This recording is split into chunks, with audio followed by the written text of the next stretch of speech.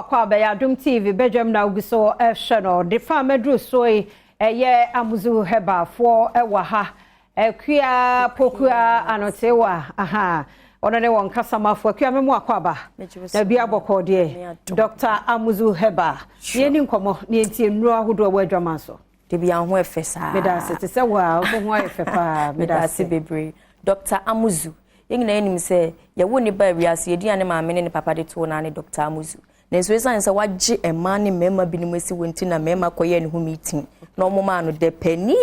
mpesa me de es ne betwa to because ade enchin de penny doctor de penny na ye ma no so ya je so de VJ master san se wapa baba gye yen ana wagye mema so na unimsa oba ya so ya ono de osa yarewa bebre yarewa meka se me bobo so a ade bechen ama ade asa enunti no enen me pese ye bobo ye nduro no a ewo dwaman so a ewo ye shops ni bia kokwa obenya ato no na da se ne me ba me de yarewa ni bia to dwa nti odofo yarewa bia da wo so a wo chinye a wo do feel say unya ayarehwe no bra Dr. Amuzu aso ye wate na obehwe wate ne te ama wo ho ato oba ya so ye ya wo ye wa ultra modern scan any ultrasound scan papa bia ye be ye wa odofo bebi biara yare ne hye no lab ahoro ye be hu se yare ne hye wo ha ana se hye wo ha ne yetimi ahwe ama wo ho ato kama amafo di ye ho adanse wonam social media eya pa video ni bi hye ye won krabata bebre ewo manyimu a enche bia medi ebetu dwa na ene me kanfo Amuzu garlic bitters di amawo so onka se wonim se garlic die enuane nu ahodro bom garlic boa ama senka ye wo no benya be ye 70 we wiase na se wo ma garlic ko hu yi a wotibenya etetwem krampo na wo da so tiase a wo din enu nti me kanfo Amuzu garlic bitters amawo garlic ebo ma moja tumi die furusane yie ewo mu nanso owre ne saa eto de bia anu ye din nti eje wo ho enu nti na Dr. Amuzu edi numra ne hahan aka garlic ho aye edro nwanwaso a wato ne din se Amuzu garlic bitters odofo wonom se edro ya eboa improve blood circulation no ema emoje timi die furusane yie ewo mu uye obi a wotai complaining miti dwame o mintimi nda miti dwame mintimi nda odofo ebe me se moja ne timi die furusane yie ewo widium enu nti ana ama wuti type power sare nti wo se wo pe Amuzu garlic bitters ni bi na wonom na eboa na wuti yare na ewo so no eyi free wo so sa garlic bitters yin so etimi boa control high blood pressure uye obi a bribia blood pressure ne nam de wo odofo wo se wo pe Amuzu garlic bitters ni bi na eboa na control high blood pressure no aside minimize wo high sugar level uye obi a de bia obekwa check sugar level na ne nam de wo ho me dofo me srew pe Amuzu garlic bitters ni bi na nom na mboa na ma sugar level no enkolo uye obi wa ye kese ama na bro so wa hwese de wa ye na wo mpe first na nyesa na otie ya na wo ye kese odofo na edro papa ba ma wa wonom a ebebo na wo kese no oswate opese wo funsu ye flat kama ni nyinara eye Amuzu garlic bitters ene na ebebo na minimize cholesterol na wo mu no na ma wofu aye flat kama wo ye obi ade bia wo ho a ye mi hunam ye me basabasa aseme ni su breme asema ye weak aseme mfe odofo enu nti na wo se wo pe Amuzu garlic bitters ebeboa na saa woni su na ye wo basabasa ase wo twa hwe no ni nyina etimi etu efiri ho na moje etimi edru efiri sane yie ewo widium ama ho ato me kanfo Amuzu herbal mixture so di amawo eye herbal mixture papa bia abadwaman so odofo malaria na ba ko na eku amanfo mesrew ebitimi aye mo na ama wonum ntimi nya wode unya akocheke na wo hwe na se malaria mo ne bi ewo mojema edru ebitimi etu malaria na se afiri ase kama no eye Amuzu herbal mixture enu ebetu malaria na se enye eduro na aba na wonum a ebeso aneketu bi na wotwepe na malaria na se yiniti no we nduro no de etimi tu malaria na so kama ma hu timi to me kanfo Amuzu tea herbal mixture so di amawo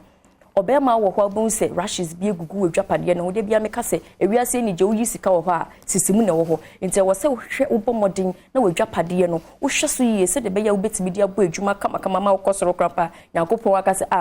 ma je se mambo wan se mi bibi so ati ase nti wo se wo pe Amuzu tea herbal mixture ni bi na be ma infections a ewo chese wedwapade no ho de bia bo se rashes bi egugu honom wedwapade ni intimi manity yi de bia na se emoakom pe Amuzu tea herbal mixture ni binom na mboa ni yi sa nyama ni nyina emfiri ho yo Amuzu G capsules ene ni bitters nso ho syndrome enu wei o ma yese twins wodi bitters no benom capsules no na boa na be ma wodi owo weak erection wedwapade ni intimi nsori ngina ne na so mbo adwuma yi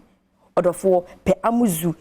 Herbal capsules ene ni bitters ni bi na fa nom na ho beto kama we be ma wo early ejaculation ofrom pasisia na wagie modofo yare wo se wo hwe na wutu ase sanse Dr. Amuzu waba adinumra ne hahan ayeduro atunidin se Amuzu capsules ene ni bitters a ebeboa na tu sa yare no be ma wo de ojapade no fon wa na efon intimi maniti so da enso so wu nyini na na esu enso fon wa na efon odofo enuti na wo se wo bepe Amuzu capsules ene ni bitters ni binom na mboa na wajapade ni intimi sorry engina so kama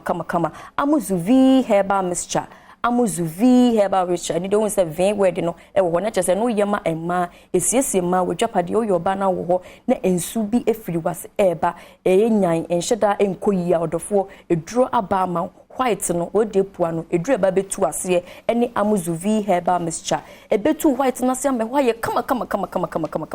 na enuane nuro eni numra ye de ye eduro yinti no se wonoma ema uchese oba no hu se ugina so akasa obode na hu se atoso kama ho ye fe pimples na hye ama ugina so pa ntimisrew peye ndro ni bi ye won krabata bebre ewo Ghana ene nimpotemu ye wo Achimota Christian Village ye ni Puma filling station no ene din hwe ni mu sanso na Madina main station ye ben Melcom no ubehu yen wa Ashaman Lebanon second step Ashaman Lebanon second step ehonso ubehu yen ho kaso amanfrom ye ben amanfrom police station no ye ben omo pe ubehu yen ewo ho Sunyane area 3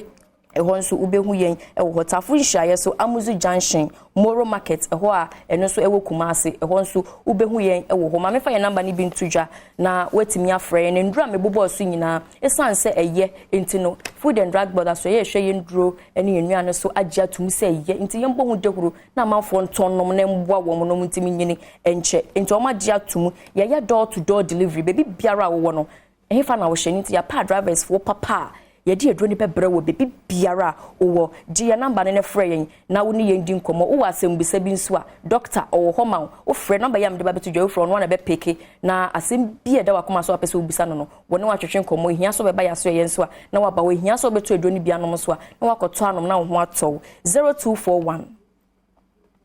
988 884 0241 988 884 and after so 0247 776 743 0247 776 743 number chatwo 0505 eno so won kra ha for number we pa na ebeje so kama na enu edi ejuma pa 0505 680 950 0505 680-950 Dr. Amuzu nyankopon no de naba so mbejewo ensi honom na uhontimi ntso na untimi nya yaresa entimi nkɔ adwuma entimi peska na unsa sisi anu se de wiase ne kono wo se onya pomuden na wo de na onya pomuden kura no se na ekɔ na onya pomuden enu ntimi pacho gie number ne biem ne frɛ ne yeni undi nkomo so pe aduro ne bi nso a de mabobo so nyina yebetima ye delivery ama obi biara owo no 0241 988 884 0241 988 884 and our face 0247 776 743 0247 776 743 the chat to one cry ha me se fa number we ne friend ne yenu ndi nkomo pe ye do ni bi nso a ye de bedro 0505 680 950 0505 680 950 Dr. Amuzu wabama so bejo enti no hwehwe echi akwane eno indicas oba panyami nshira Amuzu Herbal clinic enti akua no tewa ene yete no enka no enti mesro me yesho se pharmacy ne herbal shops na ubenya biato enti bibia kire wadua number ne ugo screen na se no frɛ ne won mo eni ensaw